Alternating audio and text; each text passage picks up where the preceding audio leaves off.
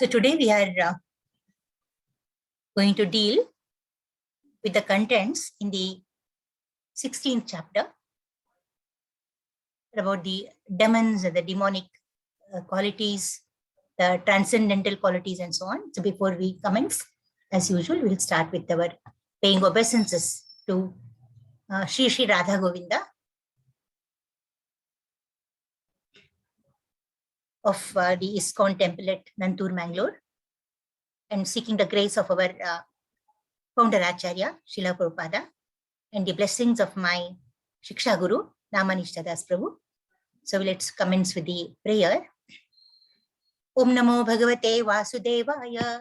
Om Namo Bhagavate Vasudevaya. Om Namo Bhagavate Vasudevaya.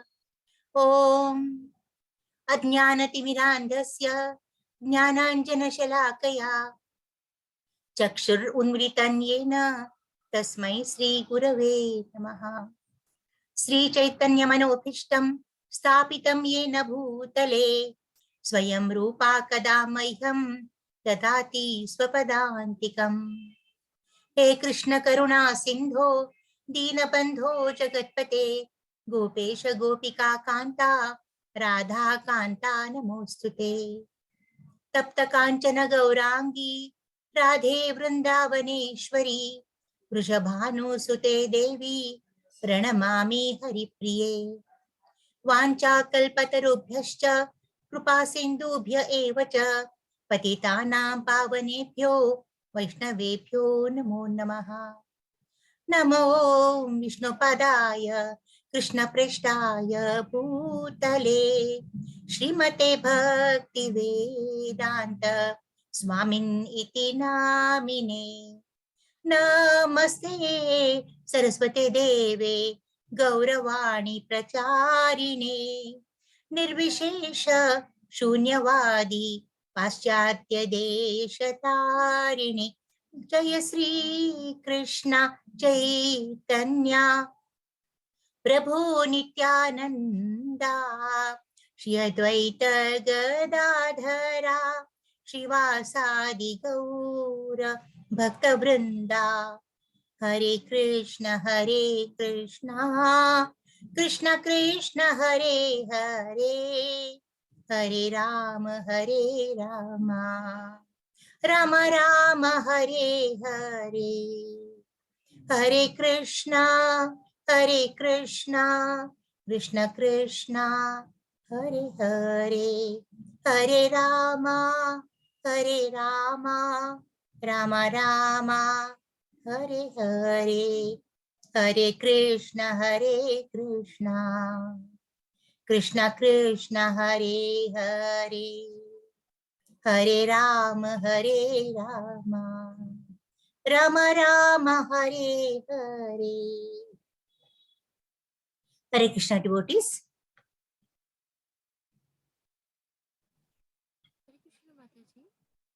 Am I audible to all? Yeah, Mataji. Am I audible? I think, yes, Mataji. Yes, Mataji. Bhavna Mataji's sound is very perfect. Meenakshi Mataji, little feeble. Okay, doesn't matter. Anyway, I'm heard, no? There's no problem because it's raining in Bangalore. So just wondering that should not affect our audio quality. Okay? So we are No, Mataji, everything is good. Oh, thank you, Bhavna Mataji. Thank you very much. Yeah. So, Hare Krishna. Hare Krishna. Can we make Sudha Mataji also the co-host? Who else? Sudha Mataji? Sudhaji Mataji. Yes. I'll do that. Hare Krishna. Is she raising her hand? Oh, yeah, it's here. Yeah.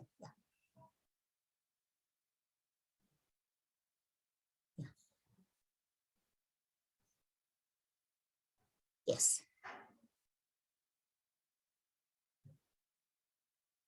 So, the chapter name today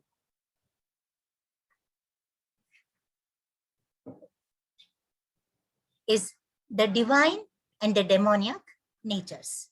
Okay. Now we see in our day-to-day life so many types of varieties of people. Some are very nice. Some are, you wonder why they are like that, you know. Why are they so harsh?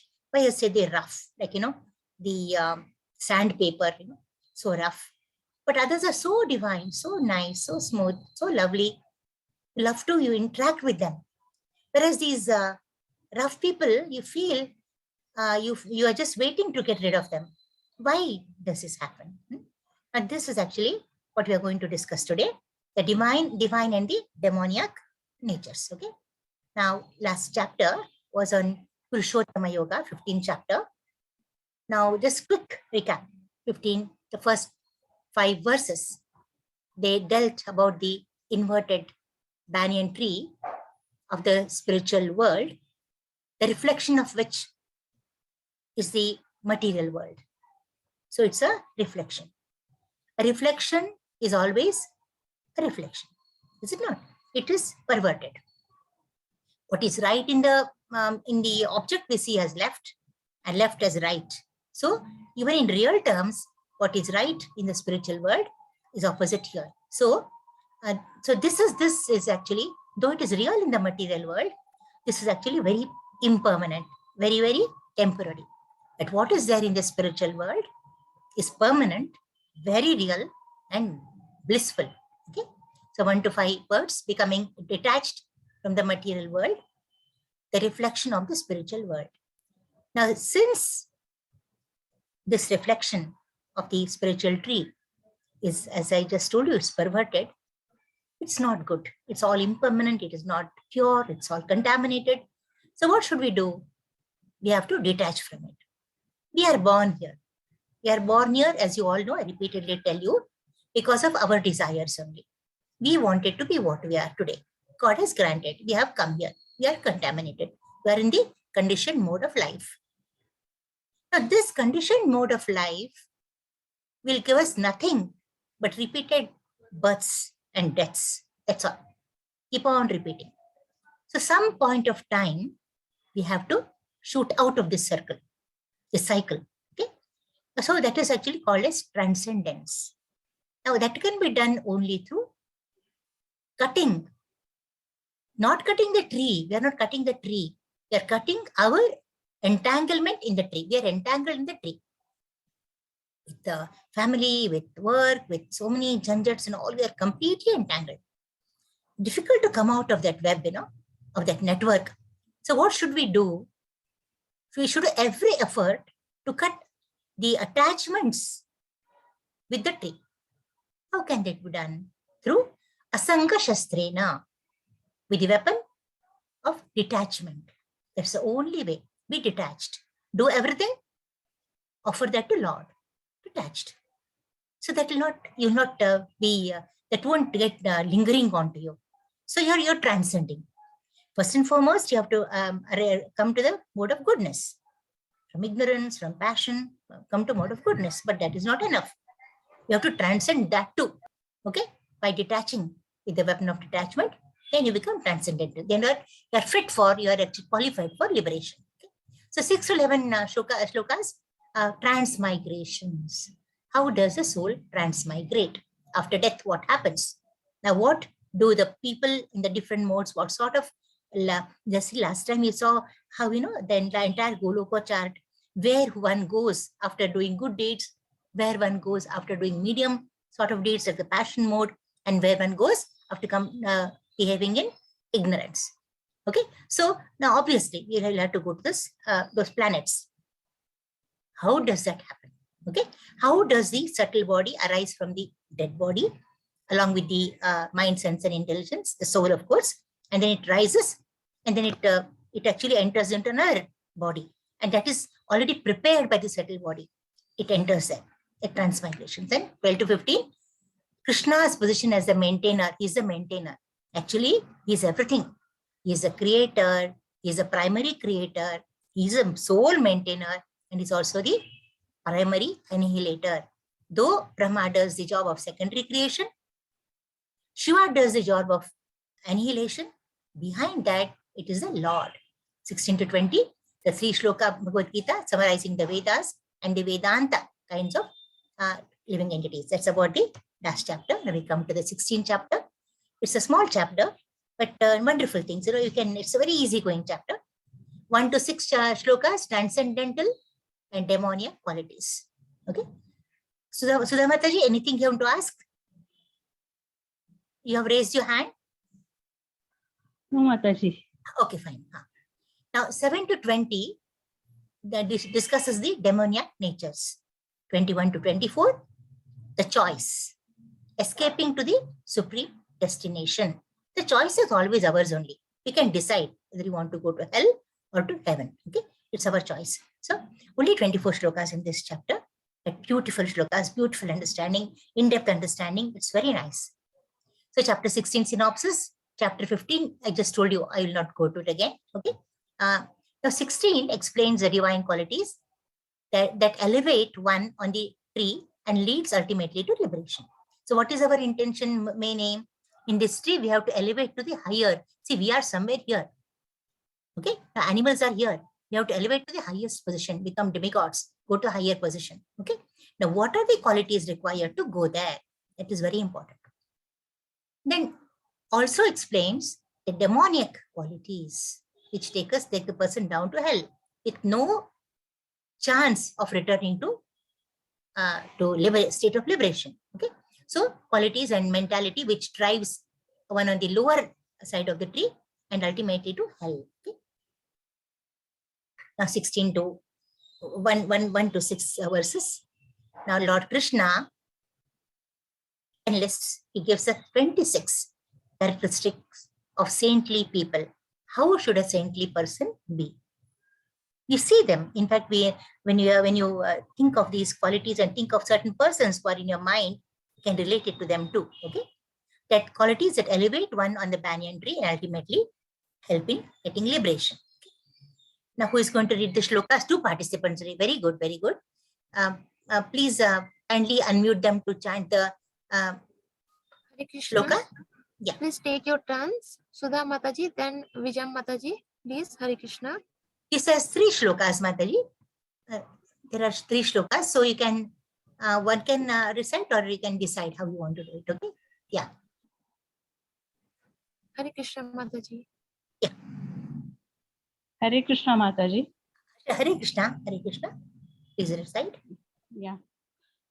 Shri Bhagavanuvacha Abhayam Sattva Samshuddhir Jnana Yoga Vyavastitihi Dhanandamascha Yagnascha Svadhyayastapa Arjavam Ahimsa Satyamakrodas Tyaga Shantirapaishunam Daya Bhuteshvaloluptvam Madhavam Hirachapalam Tejakshamaditi Shaucham Adroho Natimanita Bhavanti Sampatan Devim Abhijatasya Bharata.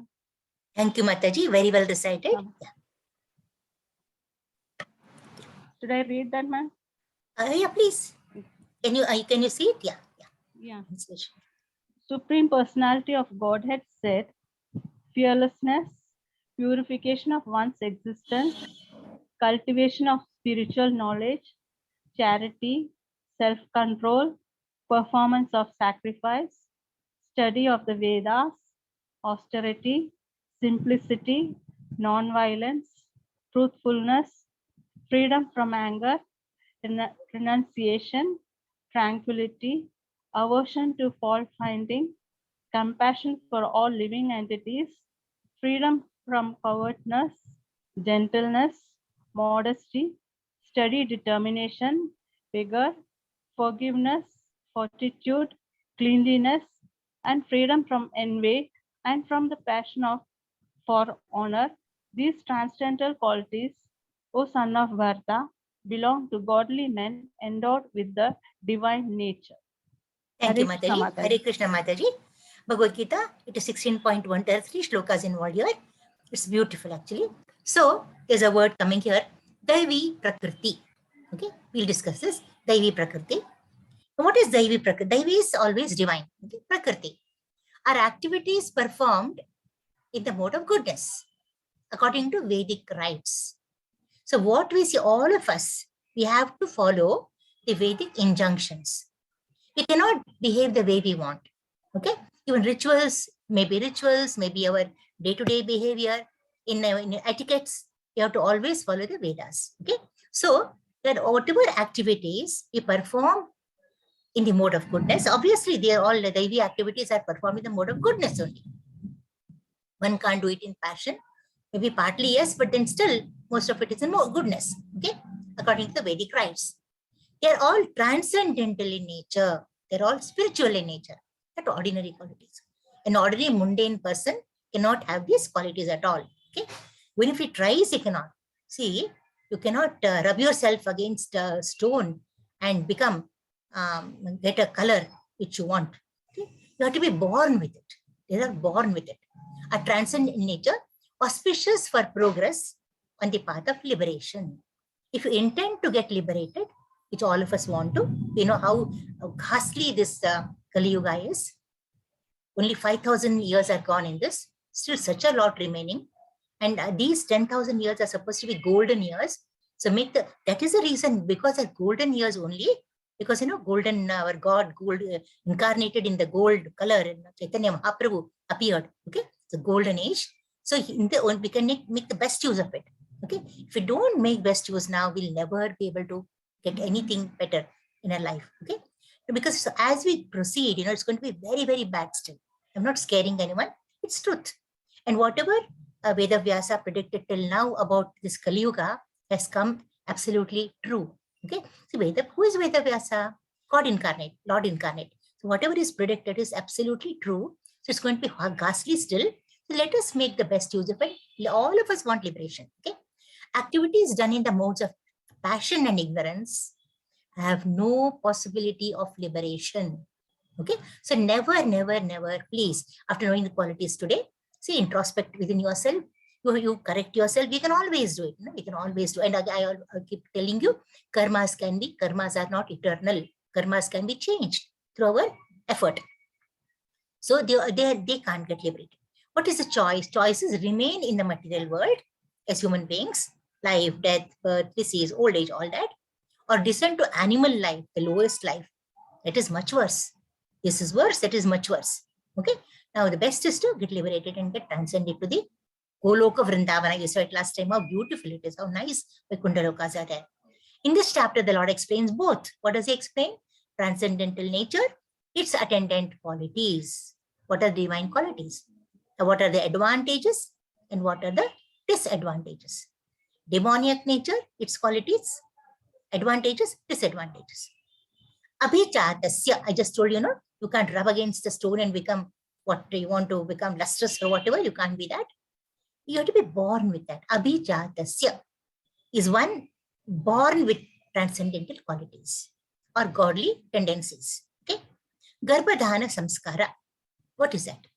See, after in certain, I don't know how it is in other communities. I think it's in the most communities, as soon as a marriage is done, all the social functions are over. In the ritualistic aspect of it, the girl and the boy are initiated to start a family life. They just can't start off like that. No, it's not just the biological process. It is much, much, much deeper. Okay, they have to be ordained by the Lord, through the Guru. Okay, so it's associated. Why do they do that? To get a child in godly atmosphere, a Krishna conscious child.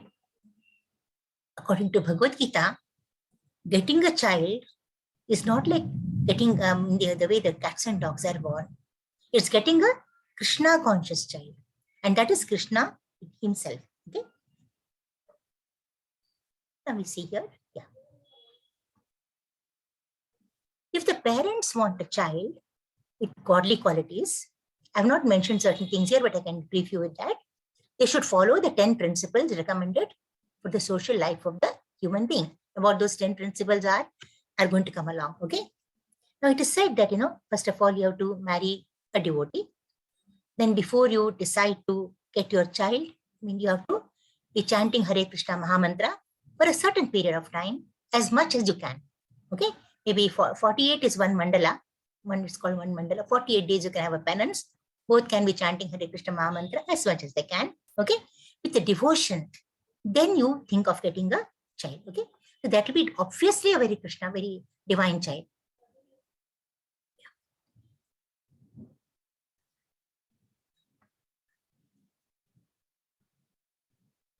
Yeah. As per the Bhagavad Gita, begetting a good child is Krishna himself. Now, sex life is not condemned. Okay, it's not because in Radha Krishna, it's absolutely divine. It's not condemned, provided the process is used with Krishna consciousness. When that should be used with Krishna in mind. Okay, not for sense gratification. Very wrong, absolutely wrong. Those who are in Krishna consciousness should beget children to make them Krishna conscious after birth. That is a responsibility. It's not just, getting a child. You have to, it's a very great responsibility. You have to contribute a wonderful citizen to the nation and a very spiritual soul to the world. That should be the advantage of children born of a father and mother absorbed in Krishna consciousness. Normally, when the girl is supposed to be expecting, all the elders are so happy. They celebrate. Periodically celebrations are done. Not only social celebrations, divine celebrations are done. Then she's told always to listen to good music, divine music, spiritual discourses, not ordinary horror films and all that, read horror, fiction and all that. She's abstained from all that. And no jerky movement, lots of things are told to her. Okay. Now, there's something called Varnashrama Dharma. We'll come to that now. A social institution, what is Varnashrama Dharma? Varna Ashrama. What is Varna? Ashramas are in the Brahmacharya Ashrama, Grahastha Ashrama, then Vanaprastha Ashrama, and then Sannyasa Ashrama. Now, Varnas are the 4 Varnas. Brahmana, Kshatriya, Vaishya, and Shudra. Okay. Together they are called as Varnashrama Dharma. Now, this Varnashrama has got certain things they have to follow, not just being born a Brahmin, not just being born a Kshatriya. They have to follow their rules according to Vedic injunctions. And there's actually 4 divisions, okay, of the orders and 4 occupational divisions or castes. Occupational are the Brahmana, then the Kshatriya, Shudra, and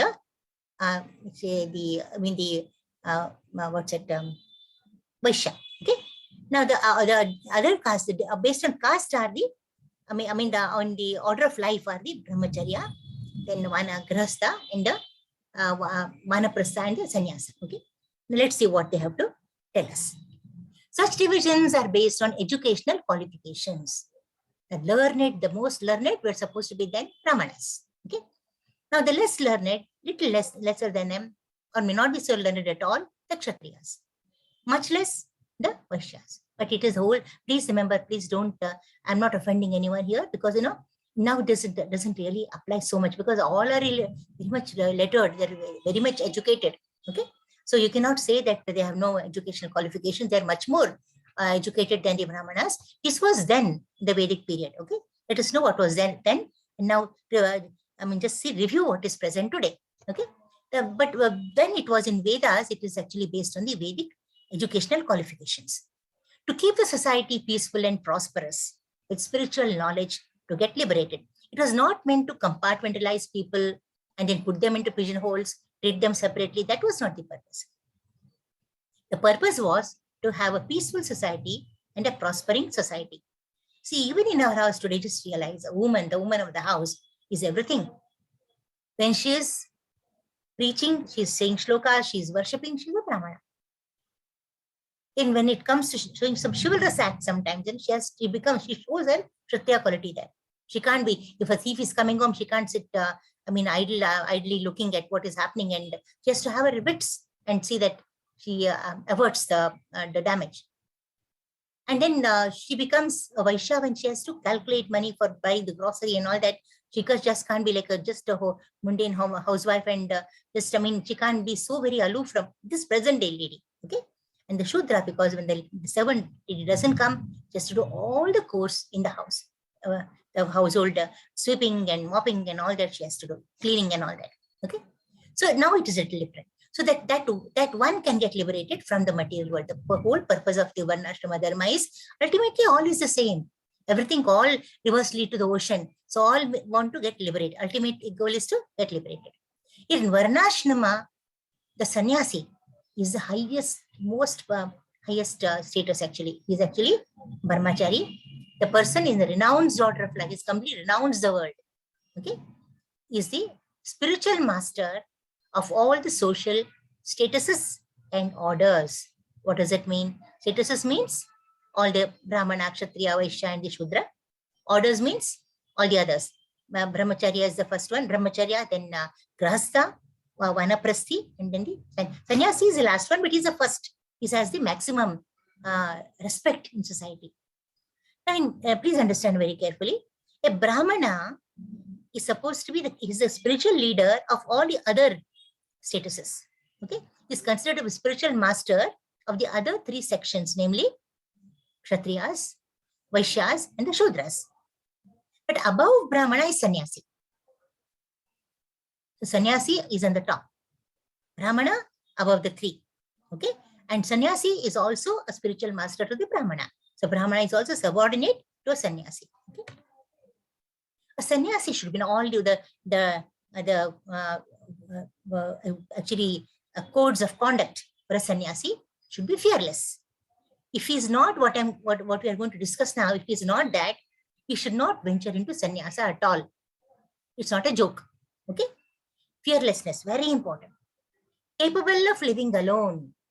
You should never be frightened. Always prefer solo life. Live alone without any support. He can't have any support. No one to cook for him, no one to clean for him, no one to wash for him. Everything he has to do on his own. Or guarantee of support. Even what support can he get with a sannyasi? Tell me. Not present day sannyasis. I don't know. I don't want to make any no comments on that because I'm not authorized, qualified enough. Okay. Now it's not like that. They can't depend for anything on anyone. Okay. Only on the mercy of the Supreme Lord.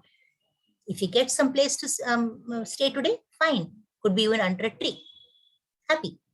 Get some food to eat, roots, fruits, whatever, or just water, happy. Okay? Should not depend on anything, but always pray, God, please, you should protect me, Lord, no one else.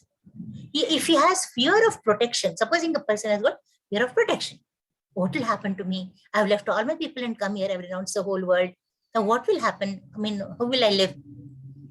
If that is the fear he's having, he should never accept sannyasa. One must be fully convinced and have full conviction. Convinced, and conviction is more important.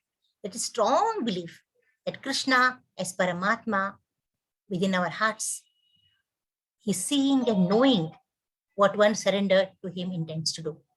So all who surrender to Krishna, okay, he knows what they intend to do.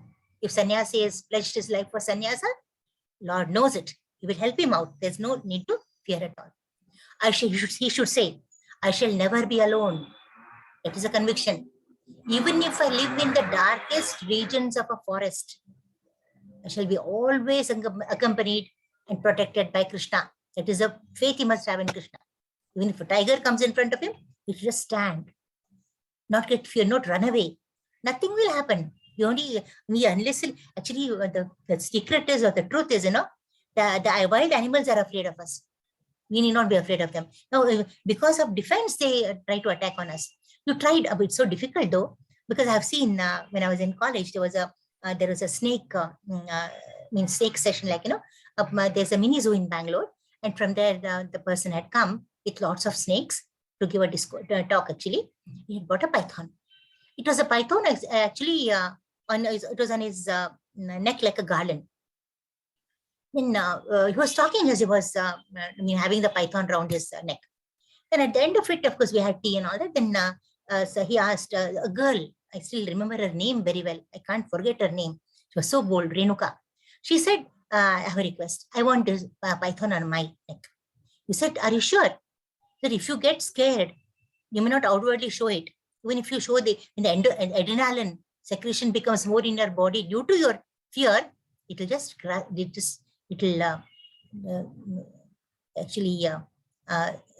strangle you to death. He said, no, I'll not get scared. And for a moment, of course, it's very cold. Pythons are very, very cold. They're cold-blooded animals. You put it around her neck. I think for a maximum a minute, I think it was on her neck.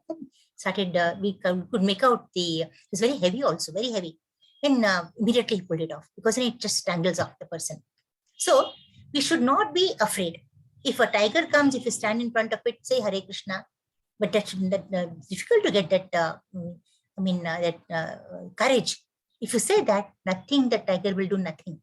Even when dogs are chasing you, don't run away. You stand, they will not do anything. If you try to run away, they will follow you. They'll run faster than you.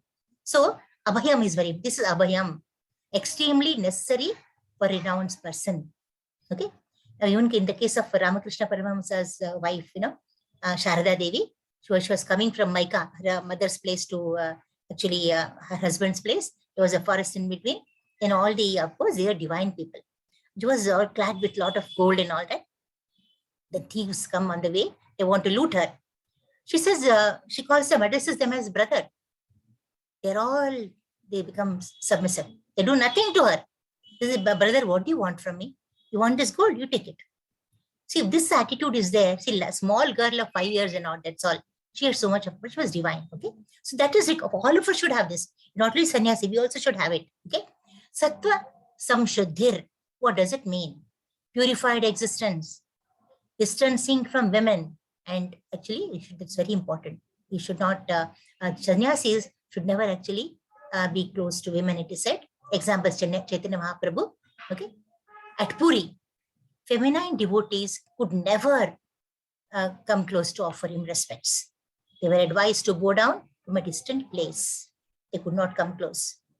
Even to this day, I hear in Jagannath Puri, I'm told that women, when sannyasis are there, ladies should not sing also. And that too in all different tunes. No, just in a particular tune and only certain people, not all. I've been told, I don't know, I'm not gone there, but I've heard. They're advised to go down from a distant place. But Chaitanya Mahaprabhu was generous in accepting the most fallen conditioned soul. It doesn't mean that women are degraded, they're downfallen, they're untouchables, or they're not to be seen. Not like that. They have a vow. They're what a vrata. They don't, even in our, in many of these, the serious sannyasis, even to this day, they don't hear any ladies. They're there in the audience. It is there in audience, but they're all silent. They don't talk at all. Even the words of the sound of their song or their talking should not be heard by the sannyasi. That is actually Sattva Samshuddha. The Chota Haridas was a person. He was actually he was present along with Chaitanya Mahaprabhu. Now he, due to his lusty attitude towards a young woman, was rejected by Chaitanya Mahaprabhu. Chaitanya Mahaprabhu is Krishna incarnate, and he showed some lusty glance. He stared at a woman, not intentionally, probably. He was also a very great devotee. Prabhu was very upset. He said, one should commit suicide if this is the thing. And I think ultimately he does commit suicide. Here, Chota Haridas, his story is there. He commits suicide. He's not able to live without Chaitanya Mahaprabhu. This was an accidental thing that happened to him, unfortunate thing that happened to him, but he really missed Prabhu's association. So he just goes into the water and just ends his life. The Jnana Yoga Vyavasthiti. What is Jnana Yoga Vyavasthiti? Cultivating and distributing knowledge. What is this? And the sannyasi should enlighten the householders on spiritual advancement. That is what is the need of the present day. That's what is lacking in the society. You should go from door to door or have social, public discourses, and he should enlighten the householders on spiritual advancement. Humility. He cannot earn any money, obviously. Okay, he can't even cook anything. What should he do? Go door to door, and he has to almost, it's not like begging. He doesn't beg at all. He just stands there for a certain number of seconds. That's all. If they don't give him anything, next house. If nothing is available that day, upvas. That is fasting, nothing at all. He never asks for anything. And whatever is given, he takes. That is humility. Very important. All of us, see, what is for sannyasi is for us too. Going door to door for livelihood, it is not begging. Displays humility of a transcendentally situated person. Very humble.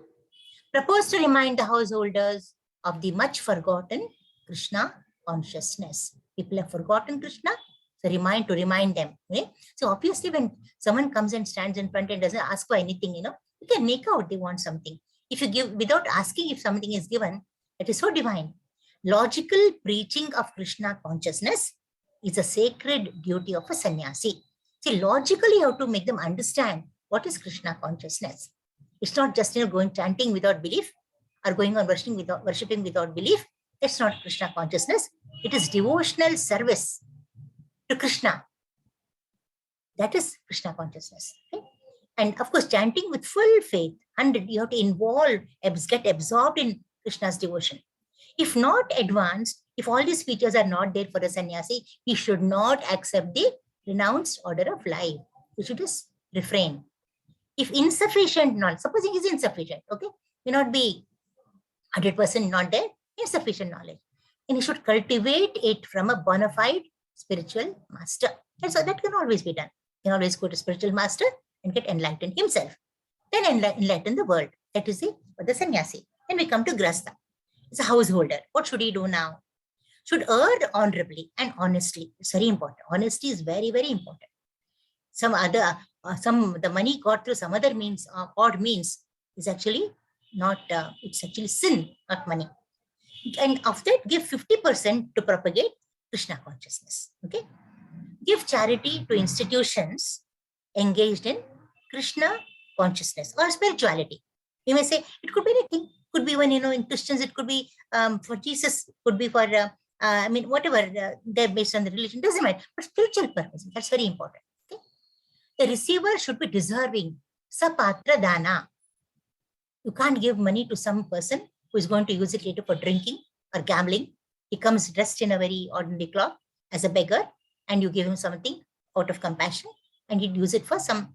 And what happens is, the sin that he commits, you become a party of that sin. So you have to be very careful.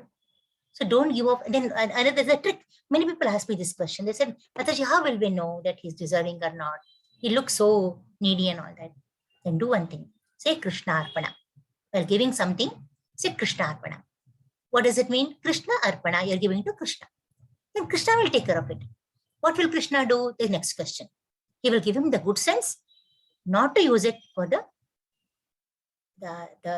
abominable thing he wanted to use it for. Okay? The receiver should be deserving. Charity should be done in the mode of goodness only. The money you give should be earned by you honestly and honorably. If you have earned through some getting bribe or some other cheating someone, or in ignorance you have stolen some money to give it in charity, it is inauspicious. No returns for that at all. It's all waste, in vain, going down the drain. So that is absolutely inauspicious. Dama, control, self-control. All of us need it, self-control. Especially meant for the householders. See, we have so many things to attend to. I just told you, family, your office, your children, comes in family only, your neighbors, your friends, so many. And then family relationships. You have to always keep smiling with all the burden you have. It's a self-control. Okay? Exploiting sex life for sense gratification is a demoniac quality. Okay? It's happening. You have seen so many cases happen. They came in the papers, that Abhaya case is so very, still, burning hot in our hearts. Though justice was given sort of given, but still, we are not still rid of that tragedy. Okay? We have not come out of that tragedy that happened to the mother actually and the girl. Okay, very bad, very, very bad. To progress in spiritual life, must control his sex life. Should not beget children without the purpose of serving Krishna. I've told you already. Must do sacrifices, all for grastarises. Okay, must do sacrifices as their performance requires a large amount of money. See, sacrifices or yajnas can't be done by a sannyasi. He has no money. Vanaprastha, they're old retired people, they have no money. Okay, and the brahmachari cannot do it. He also doesn't have money. He doesn't earn any money. So the earner here is the grasta. Only he is capable of spending. So he should perform all the sacrifices. Again, there, some Agnihotri and Agnihotra are very expensive ones. We can't. I'm a grasta, but I still can't afford it. No problem, no problem. For that, Chaitanya Mahaprabhu has given the best yajna, that is the Hari Nama Sankirtana Yajna. Hare Krishna, Krishna Krishna, Hare Hare, Hare Rama, Rama Rama, Hare Hare. Chant it as much as you want. Okay, day, night. Okay, with devotion. That is as good as any Agnihotri, any sacrifice. Brahmachari, sannyasis, and those in Vanaprastha ashrama have no money. Okay, they almost survive on the alms given to them. How can they do sacrifices? Now, Agnihotri is very costly. Okay, beyond the capacity of a grahastha too. So in Kali Yuga, the best sacrifice recommended is Sankirtana Yajna. I told you, chanting the Hare Krishna Mahamantra. We come to Brahmachari now. Student life. Should observe Swadhyaya. What is Swadhyaya? Swadhyaya. Self-study. Vedic study for cultivation of spiritual knowledge. You always should be engaging, always, 24/7. Only when you're sleeping, fine. Otherwise, only cultivating spiritual knowledge. No scope for any TV, any serial, nothing mundane. Okay? No unnecessary talk also. Silence. Okay? Live a celibate life, obviously. Now I come to Vanaprastha, a phase retired from household life. One should not remain a householder or a grahastha throughout his life. Now in a grahastha ashrama, both husband and wife are together. Okay? Now they should not remain like that endlessly. Okay? So at a point of time, they have to withdraw from the mundane life they led. He must always remember that there are 4 specific divisions of life. What are they? Grahastha, sannyasa ashrama, grahastha ashrama, vanaprastha ashrama, and of course sannyasa is the last actually, but I just brought it first. Suffixed with the word ashrama. So grahastha ashrama. It's a suffix. Vanaprastha ashrama, sannyasa ashrama. Okay. So these are he should know that these are the divisions of life. I have got my codes of conduct at different points of time. Okay. I shouldn't be indulging in everything in grahastha ashrama. After grahastha ashrama, one should retire as per Vedic injunctions. Okay. According to government rules, we retire by 60 years, is it not? So in grahastha ashrama, Vedic rules say we have to retire. I think it's probably 50 years. Okay. In 100 years of one's expected lifetime in Kali Yuga, our expected lifetime is 100 years. 25 years in Brahmacharya, 25 in Grahastha. See, Brahmacharya ashrama, one need not think that it is a completely, you are labeled with that Brahmachari forever. The child who is for 25 years should observe Brahmacharya. Anyone for that matter. At 25, you get married. Even Chaitanya Mahaprabhu got married. Srila Prabhupada got married. Grahastha ashrama. Then come to the next 25 years, Vanaprastha. Okay. And then, of course, sannyasa ashrama. So, sannyasa ashrama is different from sannyasi. Remember that. Sannyasa ashrama is different from sannyasi. Sannyasi can be by birth. As soon as, in fact, some of the great sannyasis, they took to this order of life when they were just 5 years old. Their parents had pledged that if they get a son, they'll make him a sannyasi. And by 5 years, the small boy has taken to sannyasa. That can happen. Ashrama is different. And ashrama is what happens through age. As you age, you reach the last phase of life. It is sannyasa ashrama. In Vanaprastha ashrama, one must practice austerities of the body, mind, and tongue. So as you grow older, you should remember, why are these quarrels between mother-in-laws, daughter-in-laws, and all that? Why are they there? All of us have one problem. No? We should not let loose, because then they say the tongue has no bone there. So if you don't take care of the tongue, it can cause havoc. So austerities is you have to take care of the use of your body. Okay. Then don't exploit the body. Okay. Then mind, control your mind, and the tongue. Tongue means 2 things. One is eating proper and speaking proper. Okay. Then there's no, if you speak properly, there's no quarrel at all. Silence is best, no speech at all, no quarrel. See, with one hand, there'll be no clapping. So there are 2 hands required for a clap. So don't be a part of that clap at all. That's fine. And control your mind. Okay. Control the senses. This is tapasya. So in Vanaprastha ashrama, the feature of the person is he has to observe tapasya. And that is all meant to get liberated. All for liberation. What I'm talking now is everything for liberation. Simplicity and straightforwardness for all the orders. Okay. Not for one order or one ashrama. It is for all should be simple and straightforward. Okay, there's no need to be jazzy and all that, and be transparent. Whatever's there in mind, let it be. Why hypocrite? But don't be a hypocrite. Okay, don't have one thing in mind, say something on the lips. Why all that? Just say straight. Or you can't say something which is bitter to say. You just keep silent. Okay, be diplomatic. Okay, just silence is bad. Silence is golden. Ahimsa to be followed by all orders of life.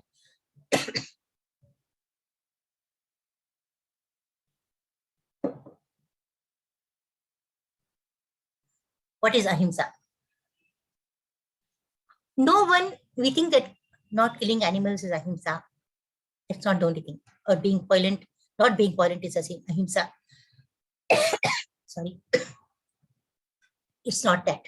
It's much more than that. You should not even hurt a person in words.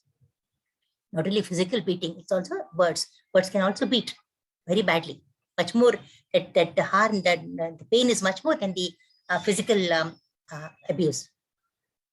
No one except the Lord, Supreme Lord, has the freedom to arrest the progressive life of a living entity. Now here we are talking about animal slaughtering, animal killing for sense gratification, for eating. See, who gave you the right to kill the animal? Did you give it life? No. Who gave him life, or him, the particular animal life? Lord. The same Lord which gave you life, the same Lord has given the animal also life. Then what is the right you are having to kill that animal? Just to satisfy your tongue? This is very bad. There are so many things available God has given us. Grains, fruits, leaves, roots, everything is there. You can survive on that. One should not think that since the spirit spark is never killed. See, in second Adhyaya, you said that the spirit spark means soul is never killed. So killing the body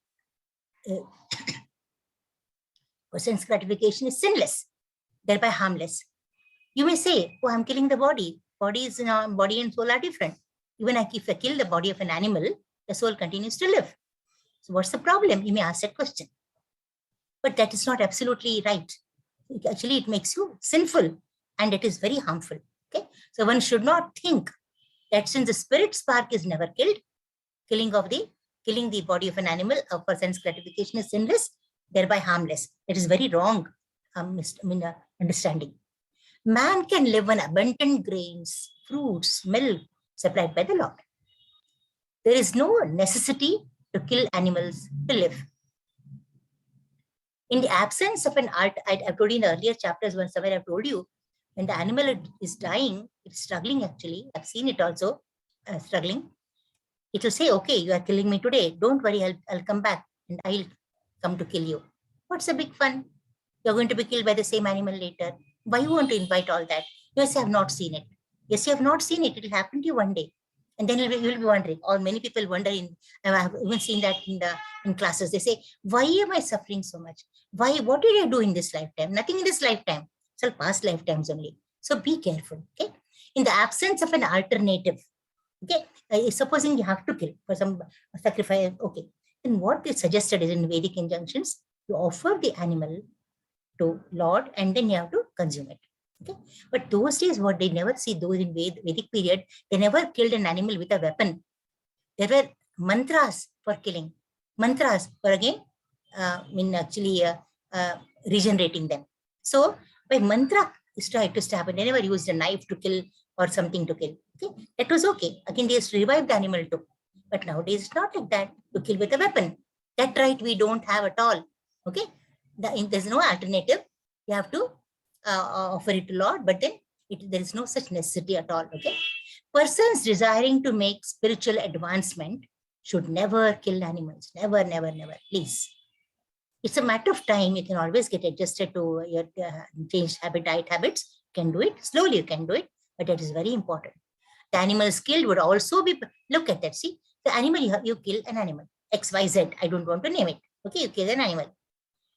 See, supposing we kill another human being. Okay, see, the human being would be having its own lifetime to complete. It is not old, it is not aged, it is not, and such animals are not killed at all. Okay, only the nice ones are killed, very bad. Okay, it's a time course to follow till its end. Now, what are you doing by killing it? Then you're cutting its lifetime. What are we doing in its progress in the evolutionary life? We are actually bringing a dent. Okay. Now it had to go. Supposing it had completed its lifetime completely, not being killed by anyone, it would have transmigrated to another life form and got elevated. But what have you done? You have killed the animal. So what you have actually stunted, you have cut its progression in the evolutionary life. So then what it has to know, poor animal, what it has to do? It has to be reborn in the same clan and complete its cycle. So this is called actually obstructing the advancement in spiritual realization. But the animal skill would also be progressing in the evolutionary life cycle from one category of animal to another. You are cutting that. A real ahimsa is not checking anyone's progressive life. Even killing, murdering for that matter, murdering. It's so bad. Murdering is very bad. See, so many murders happen. Cases are still running. See, the young boy you're killing and he has complete enough life to still go through. And what will happen to that remaining life? He'll be reborn. He'll take the whole thing. It's a cycle. It's a vicious cycle. Killing an animal is checking its progress. We have no right to. After staying in a particular body for a time, okay, if untimely killed, the animal has to come back again in that form of life only to complete the remaining days in order to be promoted to another species of life. So much of obstruction for its journey, that you have to pay for it. You'll have to suffer for it. Next, Satyam. Now, what is Satyam? Now, Vedic literature, Satyam is truthfulness. That is very true. Correct. Other is, when Vedic literature, you read some literature, you have to interpret as it is, like our Bhagavad Gita as it is. Prabhupada has taken all the care to give us the knowledge as it is from the Gita, from what Krishna spoke to Arjuna. No change at all. Absolutely honest. This is how it should be. Okay. Satyam. So Vedic literature must be learned from a bona fide spiritual master, not a Tom, Dick, and Harry. Someone cannot do it. A bona fide guru is very important. Okay. Should not be distorted due to non-understanding. I don't understand something. I'll tell you something, what I understand. Okay. And to suit my personal interest also. That is very wrong. If you don't know, say, I don't know. I'll get the answer and tell you. But if you do not know and give some answer because you have to answer, it is very bad. Now, Shruti is hearing from authority. Always hear from authority. Don't hear from someone. Hear from proper. In Google, I'm sorry to say, there are so many informations coming, but some of them are not authentic. I'm so sorry about it. So we have to be careful frame we're getting the information. Akrodha, about anger. Okay, means to check anger, even if being provoked. If someone is provoking you to get angry, also don't get angry. Lust, anger, and greed, very bad. 3 enemies of our life. They spoil us actually. So you should control your anger. Okay, anger pollutes the entire body. How does it pollute the body? Is it not? As it drives one into mode of passion, you become go into mode of passion and ignorance because of anger. Okay, that also, and when it happens, you do all things which should not be done. That contaminates the body. You go into a contaminated mode. It's an impediment in transcending. Apayishunam, unnecessarily finding fault. Yes, especially people are very fond of doing it. Unnecessary finding fault. Everything will be proper. That's actually a sin. You shouldn't do it. It's an offense in spiritual advancement. On the contrary, you should let go and then try to just excuse. Kshama is very important. He is being very modest. Be very modest, not performing any abominable act. Okay? Be very honest. Achapalam is endeavoring with patience. Chapala is a lot of wavering mind. Don't do it like that. Endeavoring with patience and determination without frustration. Like Bruce Lee, you saw the spider and got a lesson from it for his war. Actually, he sees the spider building its web, and then every time it slips, it is not able to complete the web, but ultimately it succeeds. So you must have determination to complete your work. Tejas is meant for Kshatriyas.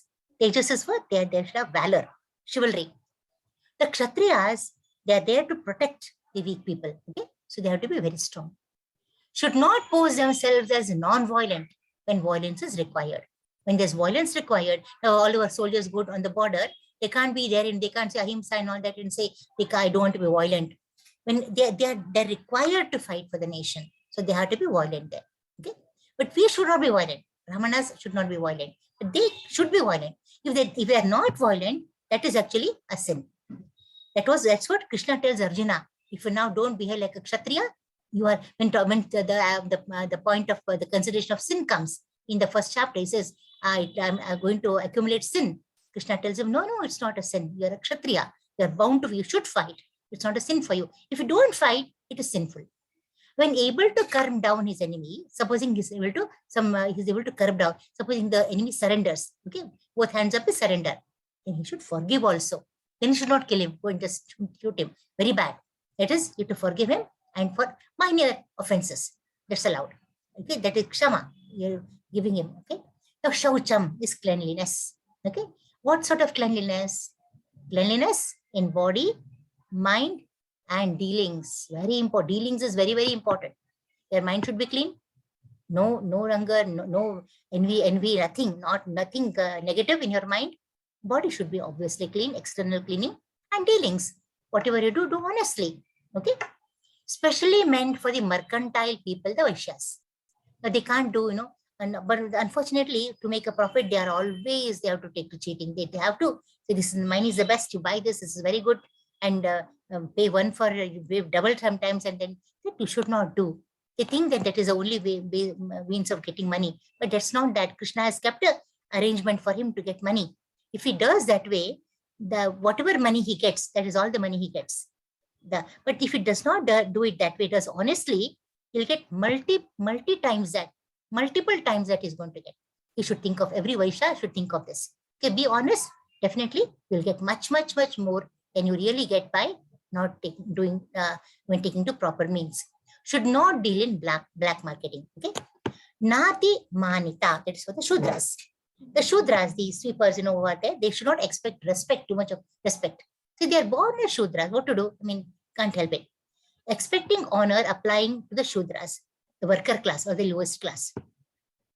They are considered to be the lowest of the 4 classes according to Vedic injunctions. But today they are actually they are so demanding and all that. They're different. I'm not talking about today's situation. It's about then. Okay, should remain in their own status, not getting puffed up with unnecessary prestige. Okay, they should know their place and remain there. Okay?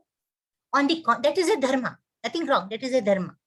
On the contrary, they should offer respect to the higher classes to preserve society. See, if all become bosses in a house or in a college or a school or an office, what will happen? There should be one boss. Okay, and in hierarchy will be different levels of powers given.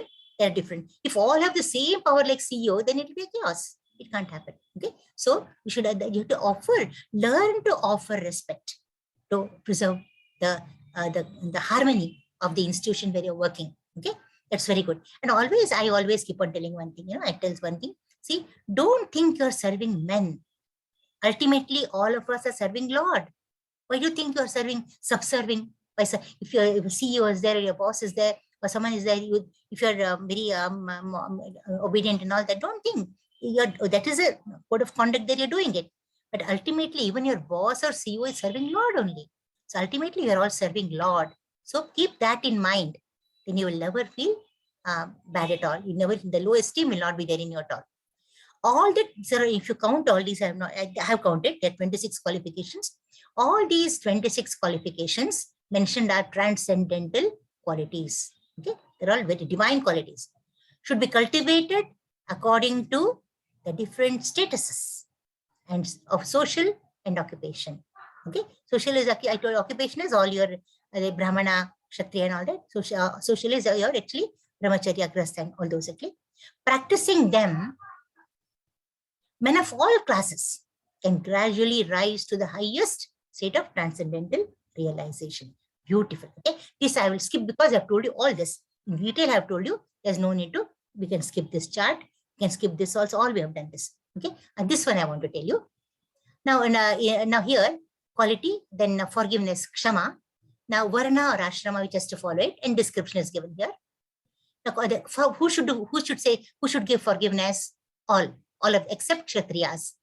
But Kshatriya also, if the enemy surrenders, he can pardon him. Kshama can be given. Okay, the fortitude, special that is the strength. All, especially all must have it. I told you, when a woman at home, if there is a thief comes or someone comes to attack her, should know how to protect herself. So all, but especially for Kshatriyas. Now, what is Kshama?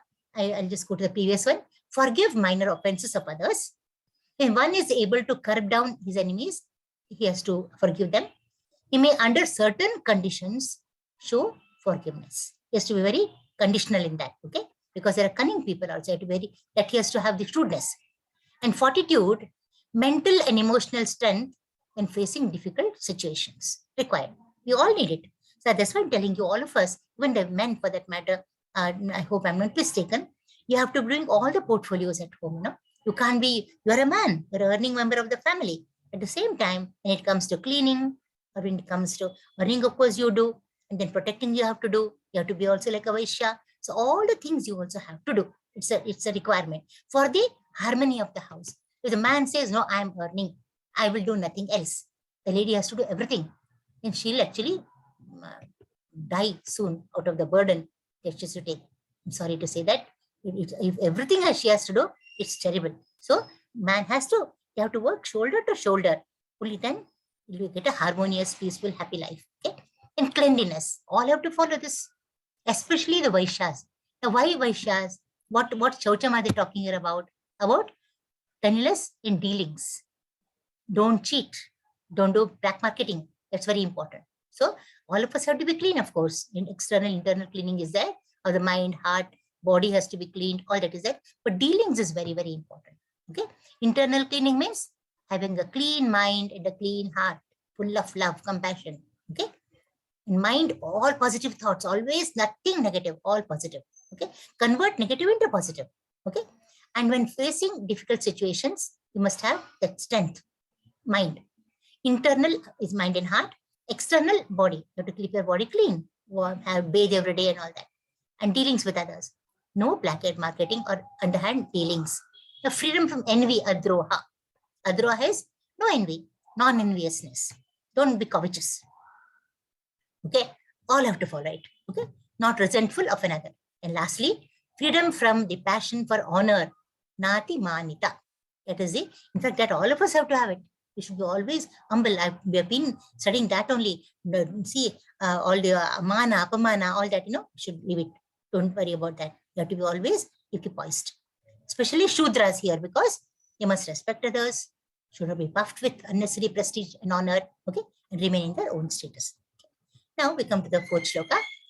Who will read this shloka?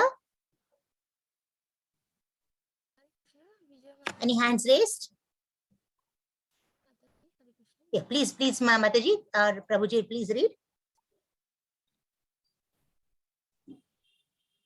Yes.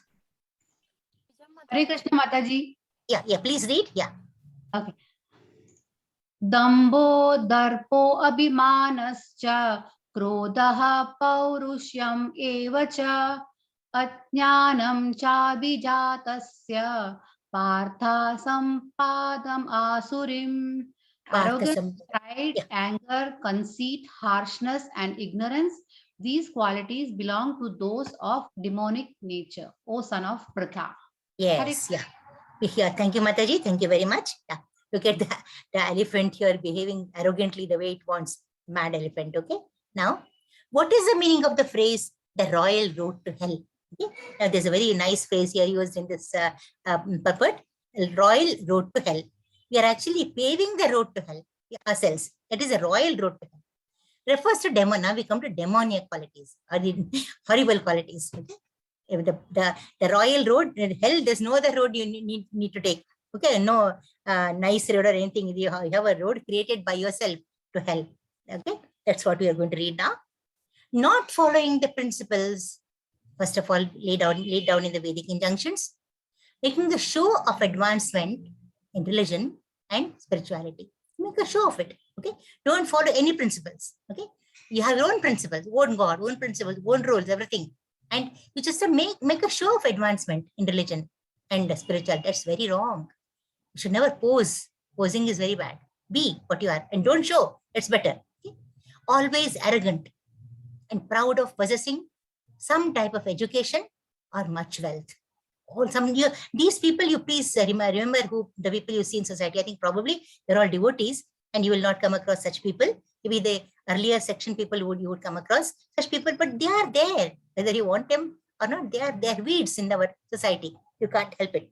Okay, it's a part of our nature, you know. So you can, and that's not their mistake too. It's their actually karma, past life karma, which they have not changed through effort. If they changed through effort, they wouldn't have been what it is. Always arrogant, proud of possessing some type of education. This, that, all that. You know, education, there's no end to it at all. MBA, then MBBS, engineering, and then CA, CFA, MBA, all those things. Okay, arrogance. And I'm not offending anyone. Okay, doesn't necessarily mean they have not have an education also, or much wealth. Lot of wealth they have, amassed wealth. They're arrogant. They're arrogant. They feel they are the lords of the whole. They're lording it over. Desirous of being worshipped by, they want to be others to come and worship them. They're actually demanding respect, not commanding respect. Okay. Angry over frivolous matters. Something small, they just kick and so angry. They can't control their anger. Mind that can't control. Or speak harshly, very harsh. Like I said, sandpaper is the best example. They speak very harshly. They don't know how to speak sweetly at all. Lack of discretion between things to be done and avoided. They don't know what is to be done, what is to be not, what has to be not done. Behaving whimsically according to their whims and fancies. Whatever they like, they keep on doing. Not recognizing any authority. They don't believe in obeying anyone. They are the authority. Demoniacs are born with these inauspicious qualities, manifested as they grow. They're born. Abhijatasya. I told you abhijatasya. See, divine qualities also are as we are born. Demonic also as you are born. So you can't help it. It happens, but you can always come out of it. Okay. So they're born with these inauspicious qualities. And as they grow, they manifest. They become more magnified. Such behavior paves their road straight to the hellish worlds. There's no question at all. Now read the sloka. Next one. Raised hand. Sudha Mataji, please unmute yourself. Hare Krishna Mataji. Hare Krishna. Daivi sampat vimokshaya nibandhaya surimata ma shuchas sampatan daivim abhijato si pandava. The transcendental qualities are conducive to liberation, whereas the demonic qualities make for bondage. Do not worry, O son of Pandu, for you are born with the divine qualities. Yeah, Hare Krishna Mataji, very nice, thank you. Here Krishna tells Arjuna, so you don't worry, Arjuna, you are born with divine qualities only, so you don't have to worry about all this, you know, it's only for people whom it actually refers to, he says that. Lord Krishna encourages Arjuna, telling him that he was not born with demonic qualities. He said, you don't worry, it doesn't apply for you. The same thing I want to tell you also. What I'm saying is not applying to you people. The people who are like that.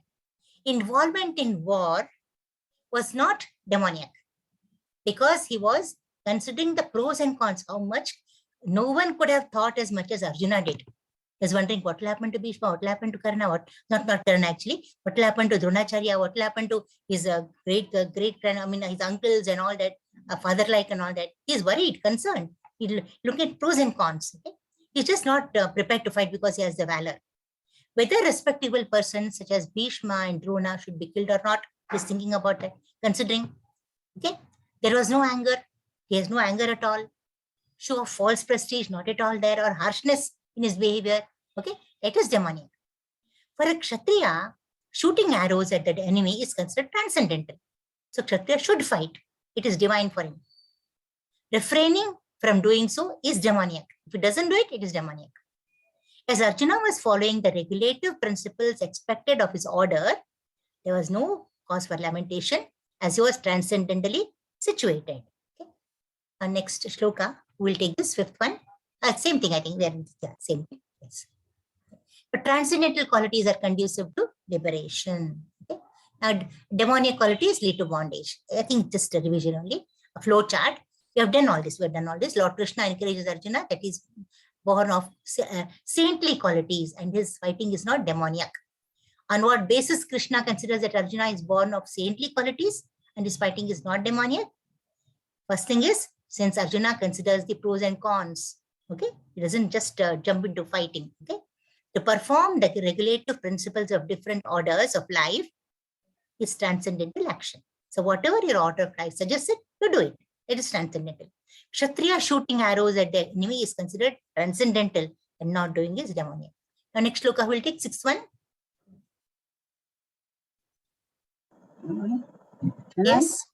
Yes, please. Ajay Prabhuji, Hare Krishna. Hare Krishna Prabhu. Yes, my Prabhuji. Yeah. ठीक है।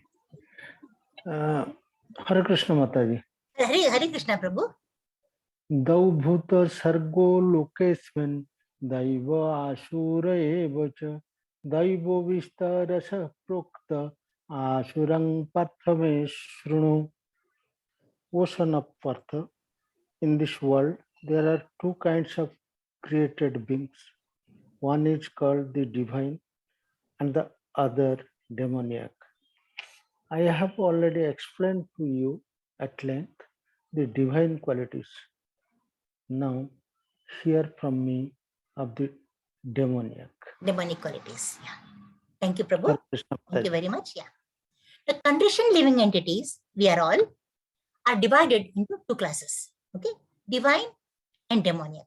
But sometimes what happens, some are divine, they points of time, they become demonic for some reason. Okay. And some are demonic and just divinity just peeps in for a moment, but that's very rare. Okay.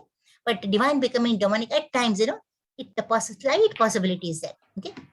The divine with divine qualities follow a regulated life, abiding by the injunctions in scriptures and those laid down by authorities. They listen to the Shruti, they listen to Vedas and authorities, authoritative people. They don't, no argumentation, no nothing. They just submissively listen to them. The demonics or the asurics do not follow the regulative principles, acting whimsically. Whatever they feel, they behave like that. This is the criterion difference between divine and demoniac. According to the Vedic literature, both the demigods and demons are born of creations of Prajapati. Both are created by him only.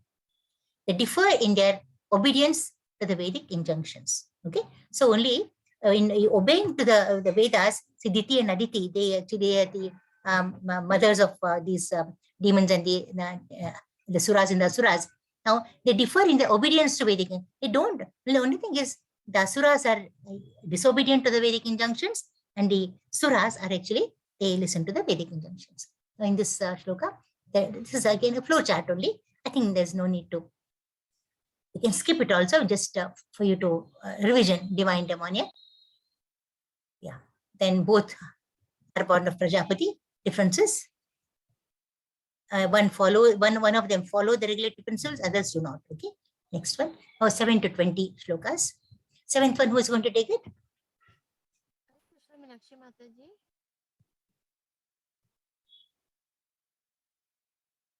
Yes, please take. Hare Krishna Meenakshi. Hare Krishna Mataji. Hare Krishna, please chant. Prabhratim cha nibrutim cha janana vidurasuraha na saucham na pichacharo na satyam te suvidyate. Those who are demonic don't know what is to be done and what is not to be done. Neither cleanliness nor proper behavior nor truth is found in them. Hare Krishna Mataji. Thank you, Mataji. Thank you very much. Thank you. Yeah. Among the Aryans, okay, who are the Aryans? The most civilized people are the Aryans. Okay, they adopt the Vedic civilization. The demons do not. They neither know scriptural rules. They don't know the rules, nor are they inclined to follow them due to want of faith. They don't know the rules. One thing, they don't want to follow. Also, they don't want to know because they don't want to follow. That's all. Simple. Demons are not clean. They're very dirty. Externally or internally, they're very dirty. Maintaining external cleanliness by bathing, brushing teeth, shaving, Okay, changing clothes is very important. Internal cleanliness should be maintained by always remembering the holy name. Hare Krishna, Krishna Krishna, Hare Hare, Hare Rama, Rama Rama. Hare. The demons do not like to follow any of these. They don't want to chant. They don't want to be clean externally also. They have their own rules. Rules and regulations guiding human behavior are laid down in the Manu Samhita. Is what called Manu actually put it, Manu scripture, Manu Samhita. It is there how we should follow regulations of the human race, and they are followed by the Hindus. Manu Samhita or Manu Smriti, they say, all anything. A woman should not be given freedom. Please understand carefully. I'm not, it doesn't mean that, you will understand as I tell you further. A woman should not be given freedom as they are naive like children. So don't think that woman is subordinate or she's a slave, not like that. She's very vulnerable, very naive, very innocent. So, of course, now in this, it's not Kali Yuga. Kali Yuga, it has changed a lot. Okay. But then those days she was very, very submissive. So she needed protection by the father when very young, husband when she gets married, the youth, then the son when she gets becomes old actually. So that is what is laid in the Manu Samhita. But now things have changed. I'm not talking about the present contemporary situation at all. Women should not be, they are definitely not slaves. Don't think like they're slaves. Demons feel, but what demons feel is, so why do we see today that women have gone berserk? We see women smoking, women drinking, women gambling, and do all things what men were supposed to be doing then. Some of the, not all men, the absurd men, okay? But why are they doing that? Now, you can't make out the difference between man and woman at all. They're in dress or in their behavior very bad because they're earning. Money power has come, okay?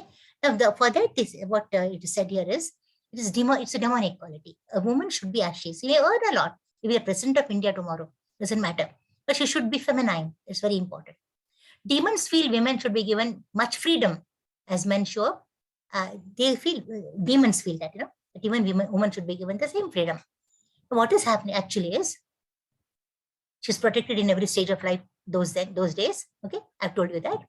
This is proper social behavior according to Manu Samhita. The demons do not accept, they don't accept Manu Samhita. Okay, and whatever is good, they don't accept. They say opposite of that. As the demons do not respect and follow the experience of great sages and their, the social, that's why they're miserable. They're very miserable. We see here, establishes, Shloka 7, establishes demoniac nature. Don't know what is to, this is all told to you, what to be done, what not to be done, unclean, improper behavior, untruthfulness. Okay, I don't think we have to go divulge into it. Now, say 8 Shloka, please take this. Who is taking the 8th Shloka?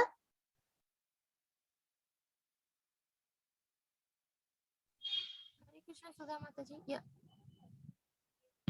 Asatyam pratishthante jagadahuranishwaram aparaspara sambhutam kimanyat kamahaitukam. They say that this world is unreal, with no foundation, no God in control. They say it is produced for sex desire and has no cause other than lust. Thank you, Mataji. Thank you very Krishna, much. Mataji. Hare Krishna, Hare Krishna. Yeah. According to the demonics, okay, the world is unreal. It's a phantasmagoria. It's a dream world. Okay, it's all unreal. Okay, with no cause, no effect. There's no cause, no effect, no controller, no purpose. There's no God for them. It's a godless society. There's no purpose for our life. There's no everything negative for them. Okay, their world, they are everything. The cosmic manifestation is due to chance of material actions and reactions. So whatever is happening today, all the meteors, all entire cosmic manifestation is due to, it's a chance of material actions and reactions. Matter reacts and acts, to get cosmic. But is that the truth? No. We know what is the secret behind the cosmic manifestation. It's the Lord who has given the, he has actually empowered the 2 Vishnu forms, Karnodaka Sai Vishnu, the Garbhodak Sai Vishnu, to create the world. That we know the truth because we believe in the scriptures, but they don't believe in it at all. Okay, so they feel all this matter, prakriti, and all that. It's all just, we say actually it's the glance of the Lord impregnates the entire Prakriti with the living entities. They don't believe in it. They say it's all chance matter. Nothing, nothing. God has no role to play there. They never accept the world being created by God with a certain purpose. Okay. Do not believe the difference between spirit and matter. For them, body and soul are all the same. But what is spirit and matter? Body and soul. Is it not? The soul and the body. They don't believe in the difference and accept the supremacy of the Lord. They don't accept the Supreme Lord at all. For them, everything is only matter. And the entire cosmos, a mass of ignorance. It's all material, all materialistic attitude. And the entire cosmos is everything is ignorant there. There's nothing goodness. They don't see any, because they are themselves in the mode of ignorance. How can they see goodness there? They cannot. Everything being void, everything is empty. The existing manifestation is due to ignorance in our perception. He says it's not, it's nothing. God has no role to play. It's all our perception. They are in a dreamland, enjoying their dreams, their own dreams, which are horror dreams. They're enjoying them. Do not believe in the existence of a soul. For them, material nature is the cause of this manifestation, and there is no other cause. They don't believe in Lord's role at all. Do not believe in the words of Krishna in Bhagavad Gita, Maya Adhakshena Prakriti.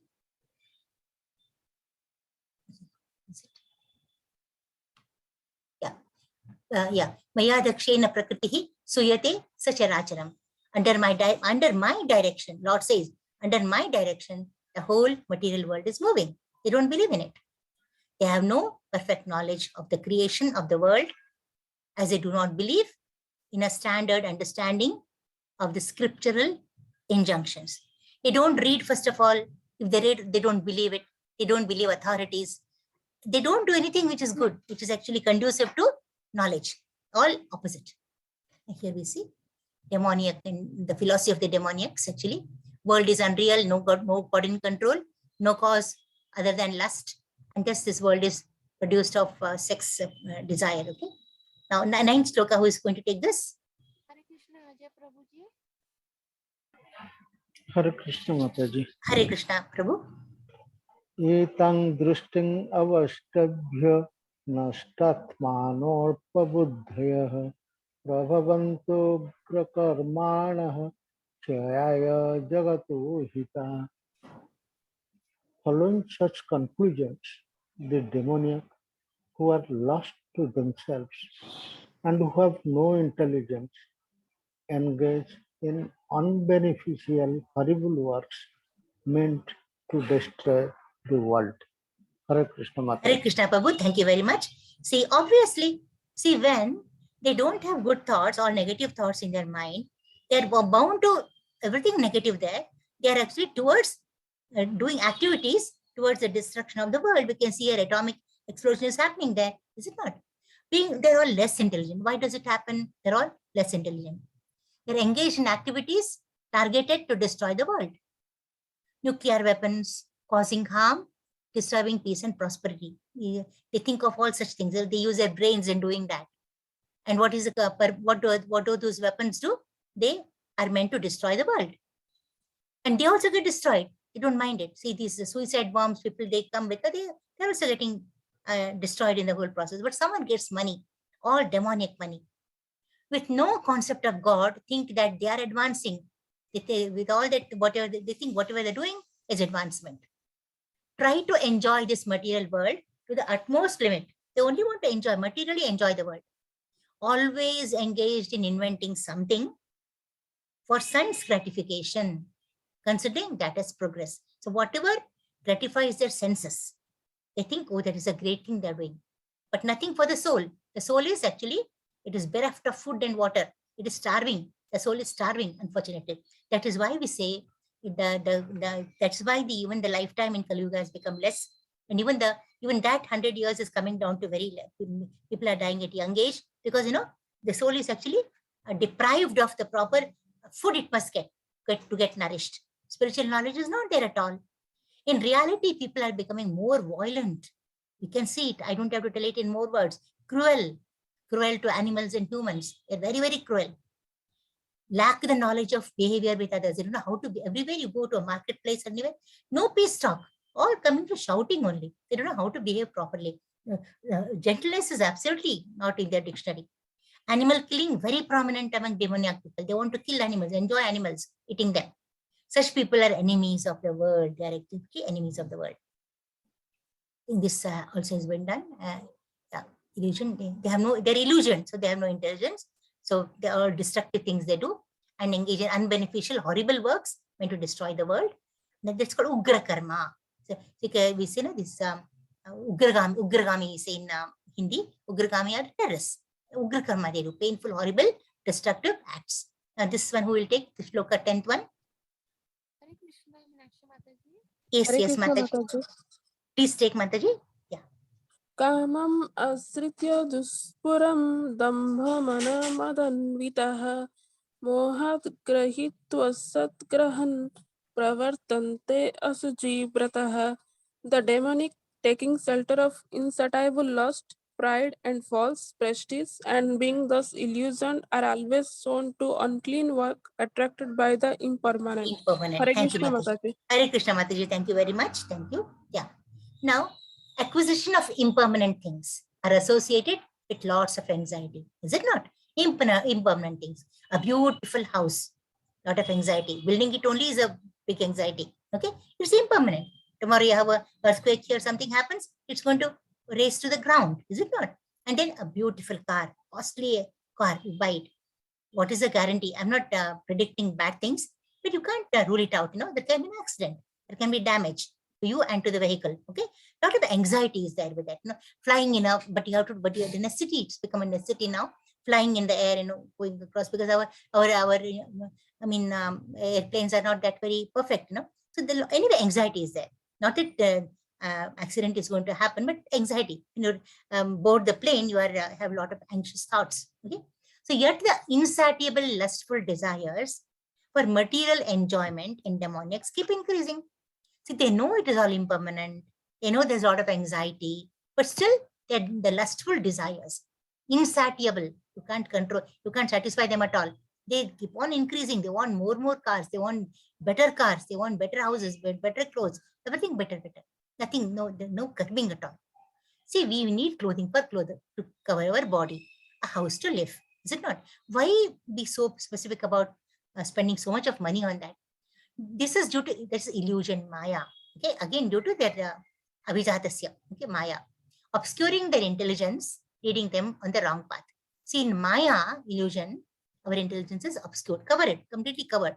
It is actually the fire covered by smoke. It won't act proper. There will be no heat at all. So on the wrong path, it leads them. They have their own gods, own hymns, own chantings.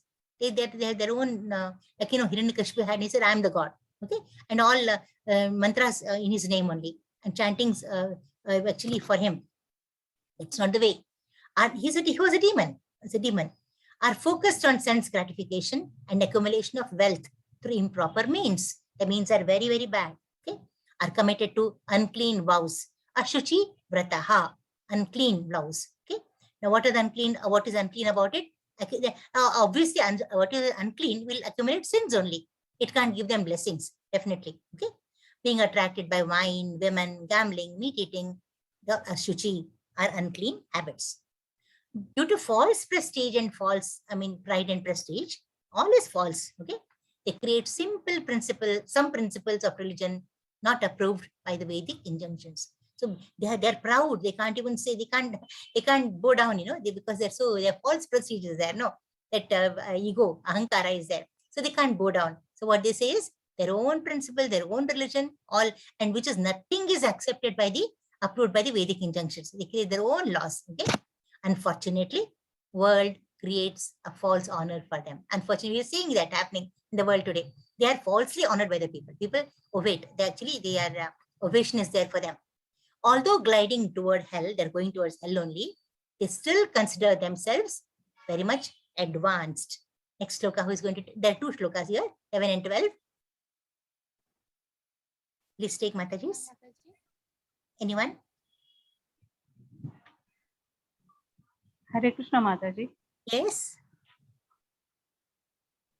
चिन्तामपरिमेयाञ्च प्रलयान्तामुपाश्रिताः कामोपभोगपरमा एतावदति निश्चिताः आशापाशशतैर्बद्धा कामक्रोधपरायणाः ईहन्ते कामभोगार्थम् अन्यायेनार्थसञ्चयान्. They believe that to Sorry, Mataji. gratify. Can you see? Yeah. No, I think the next one. I'm sorry. Yeah. They believe that to gratify the senses is the prime necessity of human civilization. Thus, until the end of life, their anxiety is immeasurable. Bound by a network of hundreds of thousands of desires and absorbed in lust and anger, they secure money by illegal means for sense gratification. Hare Krishna Mataji.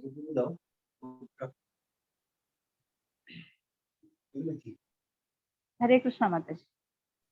Hare Krishna. Thank you very much. Sorry for the disturbance. Yeah.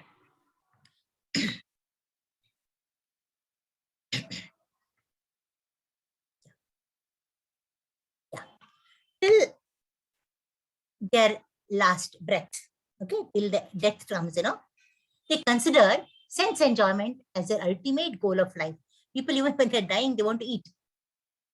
They want best enjoyment. They don't withdraw from sense enjoyment. They have more and more of it, actually. Do not believe in life after death, because for them, death is end. Body ends, everything ends. There's nothing like life after death.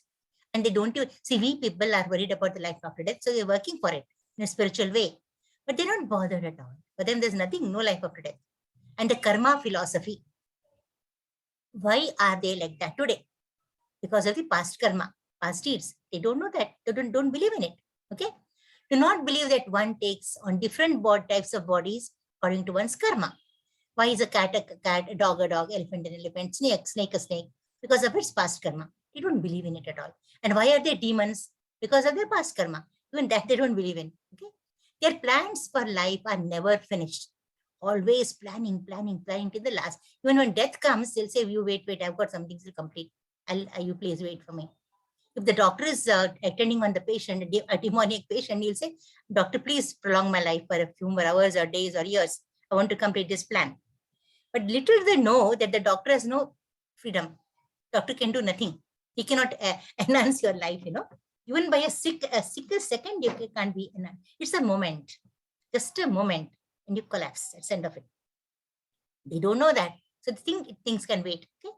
Even at the time of death, they want their lives to be prolonged to complete their plans. Such foolish people do not know that a physician also cannot prolong life even for a moment. When the notice is there is no consideration of the man's desire. Finished. Over. Even if half chapati is being cooked on the gas, if your time has come, it's the end of it. It's going to be burning on the gas, that's all. Unless someone sees it. Providence will not allow a second beyond what one is destined to enjoy. Not a single second. He's not aware of the witness sitting within his heart as soul. He doesn't know what is heart. Heart, he knows what it is, okay? But doesn't that super soul is there in the heart, who's observing what he's doing. Accumulate sense, feeling free to do anything for reckless and sense enjoyment. So he goes on, what is reckless sense enjoyment? Is whimsical, whatever he wants, money, he'll keep on doing, okay? And what it is, all is not right. So obviously that will accumulate sin for him. You can see all this here, the food, gambling and all sort of are shown here. There's nothing great. This is the world, actually, horrible world. Now, the shloka 10. I think this we have done.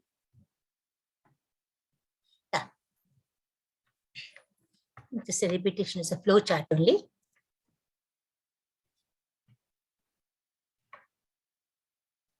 Yeah, you can just skip that. 13 to 15, we have come to the end of this session today. Now, who will take this shloka? I mean, the shloka is there. This is the shloka, yeah. 13-15, yeah. Who is taking this shloka, please? There are 2 shlokas here. 3 shlokas, 13, 14, 15. Meenakshi Mataji. Yeah. Hare Krishna.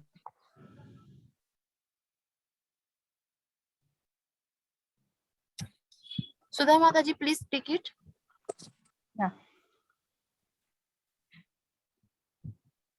इदमद्य लब्धम् इमं प्राप्स्ये मनोरथम् इदमस्तीदमपि मे भविष्यति पुनर्धनम् असो मया हतः शत्रुः हनिष्ये चापरानपि ईश्वरोऽहमहं भोगी sorry सिद्धोऽहं बलवान् सुखी आढ्योऽपि जनवानस्मि कोऽन्योऽस्ति सदृशो मया यक्ष्ये दास्यामि मोदिष्य इत्यज्ञानविमोहिताः. Translation, yeah. I'll read the translation. Sorry. It's in a big chapter, big shloka. The demonic person thinks, thank you Mataji for the chanting, thank you very much. The demonic person thinks, so much wealth do I have today, and I will gain more according to my schemes. So much is mine now, and it will increase in the future, more and more. He is my enemy, and I have killed him. All killing, only such language they know. And my other enemy will also be killed. I am the Lord of everything. I am the enjoyer. I am perfect, powerful, and happy. I am the richest man, surrounded by aristocratic relatives. There is none so powerful and happy as I am. I shall perform sacrifices. I shall give some charity, and thus I shall rejoice. Charity is there is mine. Little bit you will give, then wants to enjoy. Who will take that charity, which is earned through impious means? In this way, such persons are deluded by ignorance. Okay, we can see here. This is actually this is actually Prahlad Maharaj, and then this is we see here Kamsa, and Kamsa, and this is Devaki. Once he comes to Akashvani, happens that the 8th child is going to kill him. Actually, he's taking them home after the marriage. So when the Akashvani happens, listening to it, he says, "Oh, his sister is going to give birth to children, 8th of which is going to kill me." Immediately stops the chariot and wants to kill her there. It's a demonic quality. And here you see, this is Ravana and Sita, how he tried to actually abduct her from the Kutira. Okay, so this is this is the world around. So further description of demonic qualities. Yeah, I am the controller and the enjoyer. He feels like that. Indicates false ego connects with spirit matter. All with the spirit to which connects spirit to matter. And second, I am perfect and powerful. My enemies are defeated and I'm very happy. So all these are feelings that a demonic person has. When he says I'm perfect and powerful, everything is being done by my potency. Everything will increase. I'm going to increase. I'm going to be happier still. I'm the Lord of everything. I'm the enjoyer. I'm perfect, powerful, and happy. All these thoughts are in his brain, dirty thoughts. Okay? Now, how actually, this is how a demoniac person thinks, deluded by ignorance. Okay? It's completely shrouded by ignorant thoughts. Yeah, I think that's the end of it today. So we'll stop here. Actually, I had to stop at 14, but 14 is in between.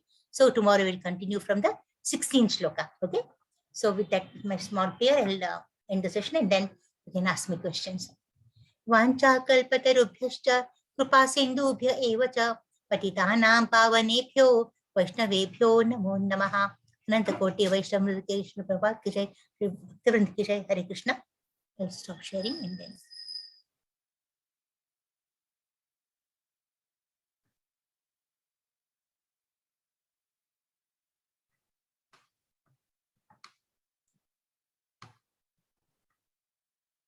Krishna devotees, kindly please fill your attendance form and meanwhile we can take the queries.